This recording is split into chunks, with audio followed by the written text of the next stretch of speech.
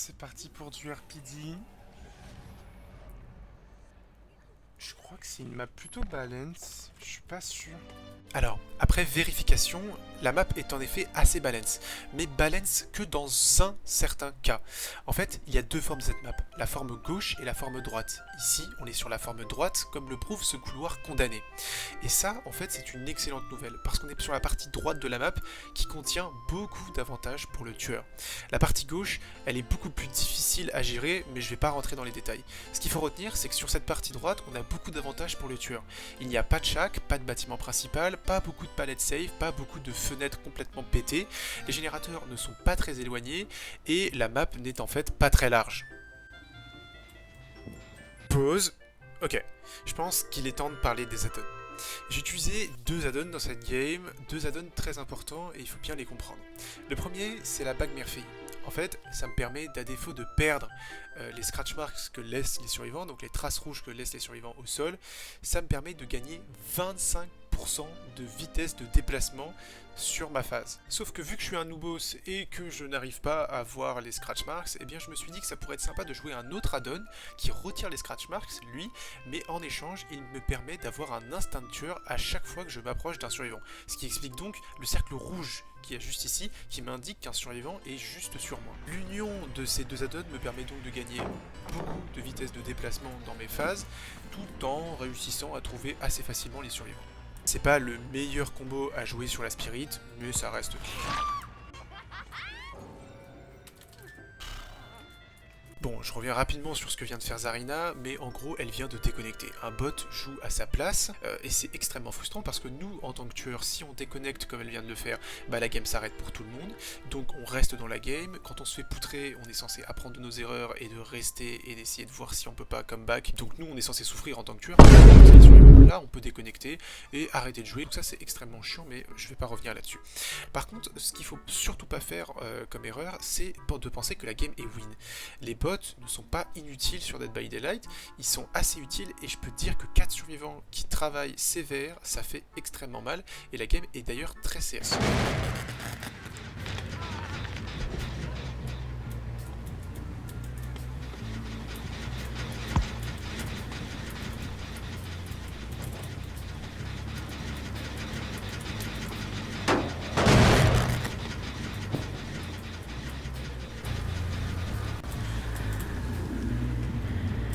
Alors, tu l'as vu ou pas? Bah franchement moi sur le moment pas du tout. Et là bah, je vois au montage qu'en fait elle est clairement visible. Mais en fait je l'ai juste sound. Mais du coup j'interviens un peu trop tard parce qu'elle a eu le temps de partir. Bon là je pense qu'on a l'une des plus grosses erreurs que j'ai faites sur toute la game, c'est le fait d'avoir perdu la Feng Min. C'est bien beau d'avoir réussi à la sound et d'être monté en haut, mais il aurait fallu chercher un peu plus et je l'aurais certainement trouvé. Ou en tout cas être beaucoup plus réactif sur le son, parce que là du coup j'ai perdu beaucoup de temps. Bon, là, une case se relance et je sais que j'ai intérêt à faire vite pour essayer de rattraper tout mon retard. En tout cas, c'est sûr que la bague Murphy arrive à me faire gagner énormément de vitesse et me permet de prendre un mind game joliment et rondement mené sur le Bill.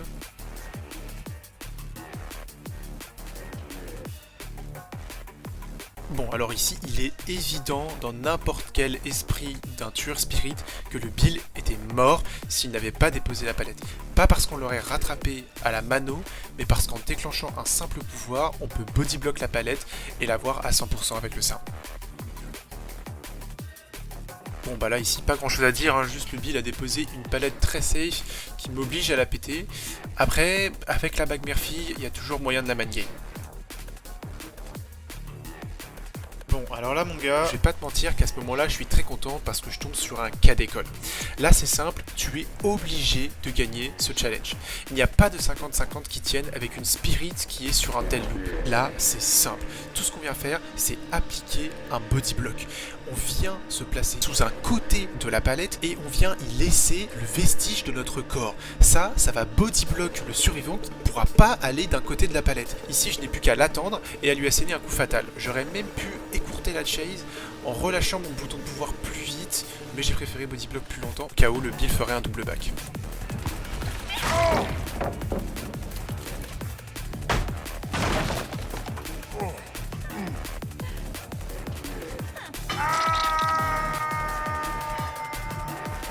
Bon, ici, il est clair qu'on dispose de plusieurs possibilités.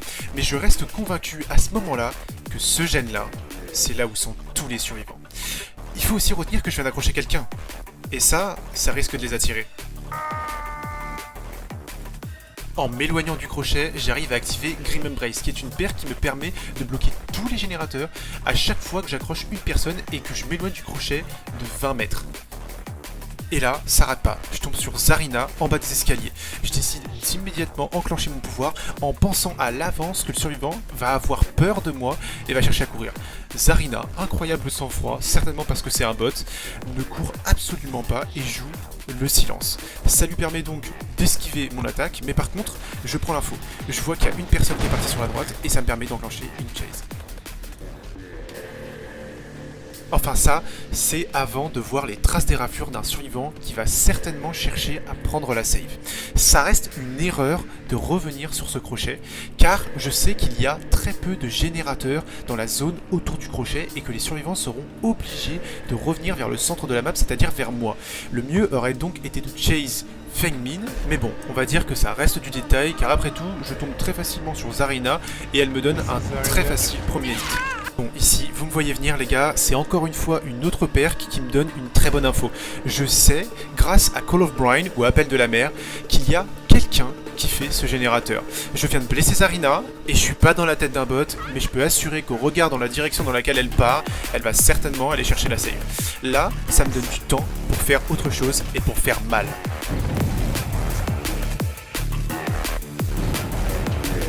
Le premier hit arrive très vite et ça fait plaisir. Maintenant je ne sais pas où est Sable Ward, donc je préfère quand même taper ce générateur et aller chercher Feng Min. Bon alors là c'est sûrement parce que c'est un bot, mais Zarina en fait est revenue sur le hall principal, ce qui fait que je viens choper un down free. J'aurais pu choisir entre choper Feng Min et choper Zarina, j'ai préféré choper Zarina parce que elle est en P2. Pour autant, je n'ai clairement pas oublié dans quelle direction fuyait Feng Min, je vais donc aller très rapidement la chercher. Bon ici, j'ai clairement vu Bill partir vers le haut, mais je vais clairement aller chercher Feng Min pour la battre. Par contre, le fait que Sable Ward soit à côté, ça j'avoue je m'y attendais pas. Au final, je reste assez clément et je viens ramasser Feng Min, mais j'aurais clairement pu frapper Sable Ward au moins une fois avant de récupérer Feng Min. Bon, on avance un peu, je retombe sur Zarina, je la down une bonne fois pour toutes, et je peux enfin faire mon premier kill, ce qui est très bénéfique pour moi. Bon alors là, je sais que Bill est à l'extérieur. Cependant, les scratch marks sont sur le point de disparaître. Elles deviennent roses, ce qui signifie qu'il a une très large avance. Je décide donc d'enclencher mon pouvoir et de faire le tour, mais par l'intérieur. Bon, ça fonctionne et j'arrive à bien lui couper la trajectoire. J'ai un gène qui a été fait, mais c'était pas forcément le plus important, donc tout va bien pour le moment.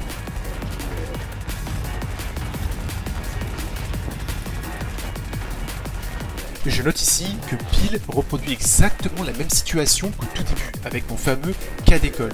Je pourrais très bien utiliser encore une fois le body block en attendant que mon pouvoir se recharge. Par contre, ça reste une palette qui est vraiment pas safe et je sais que je peux le mind game facilement au tour. Comme prévu, Bill dépose la palette et ça enclenche le fameux jeu de mind game. Bon alors là, je suis forcément gagnant.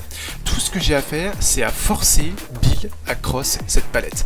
Parce que c'est simple, si je viens chercher le M1 sur la partie droite de la palette, je vais devoir soit casser la palette et reprendre ma chase, ou alors faire tout le tour et reprendre ma chase. Ici, je n'ai qu'à forcer Bill à sortir en crossant la palette et à chercher mon M1. Et là, je peux directement réenclencher mon pouvoir pour la battre.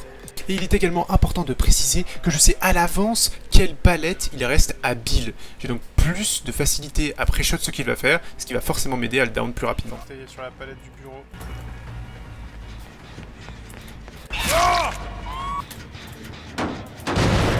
Bon, on avance un peu, Bill a été sauvé en mon absence, et là je tombe sur Feng Min. L'objectif est donc de couper la chase le plus vite possible. Me demandez pas pourquoi elle a fait ça, même moi je comprends pas, mais en tout cas ça me permet de montrer le point précédent que j'expliquais avec Bill, et là ça m'oblige à faire le tour. Bon, alors c'est pas aussi chiant que ça l'aurait été avec Bill tout à l'heure, mais on voit à peu près le truc. Bon, je vais pas vous mentir, c'est pas la partie la plus stressante de la game. Là, ici, Sable tente de me passer au travers, mais grâce à mon add-on, je m'en rends bien compte. Les survivants sont dans une situation assez merdique et je vais down Sable très vite. Ici on va essayer de down Bill, donc c'est parti pour un deuxième tour de mind game. Ici, Bill pourrait clairement tourner autour des obstacles, mais il a pré-drop la palette en espérant que soit je casse la palette, ce qui lui donnerait l'opportunité de changer de loop, soit que je ne casse pas la palette, auquel cas il peut maintenir une distance bien plus longtemps. Cependant, Bill le sait et moi aussi, mais il n'est pas dans une zone safe. Sa seule solution viable est en fait de partir par la porte juste derrière qui lui permettrait d'avoir accès à une fenêtre plutôt correcte. C'est pour cela que dès qu'il fait le choix de pré-drop la palette, je fais le choix d'aller sur la gauche pour immédiatement lui couper la trajectoire de cette bonne fenêtre et l'obliger à partir sur la droite. Bill est maintenant coincé en bord de map et je vais donc pouvoir appliquer un autre mind game pour le forcer à aller dans une zone encore moins safe. Et donc c'est parti pour une classico, je vais faire semblant de casser la palette pour lui faire croire qu'il a l'opportunité de partir. Mais le choix de Bill reste discutable, car on voit bien qu'il cherche à quitter le loop avant même que je fasse ce fameux fake. Il aurait clairement pu atteindre une fenêtre plus avantageuse s'il avait continué à tourner, mais bon, de toute façon, il est dans la sauce et vous le savez. Bon bah alors là, je vais pas vous mentir, je tryhard plus vraiment, hein. Là, je vais faire exactement l'erreur que j'expliquais tout à l'heure, et je vais donc perdre quelques secondes. Ça peut être un peu chiant dans une chase, mais là vous voyez bien que je dois faire tout le tour, c'est un peu plus relou. Mais bon, voilà, encore une fois, la game est win.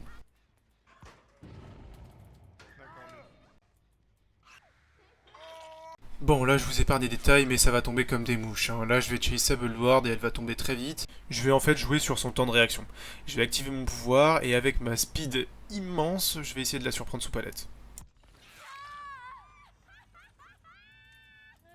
Bon alors là c'est vraiment à sens unique et juste je les foudroie, je sais qu'ils ont aucune chance de gagner et même eux ils le savent. Mais il y a une petite chase amusante avec Fenmin.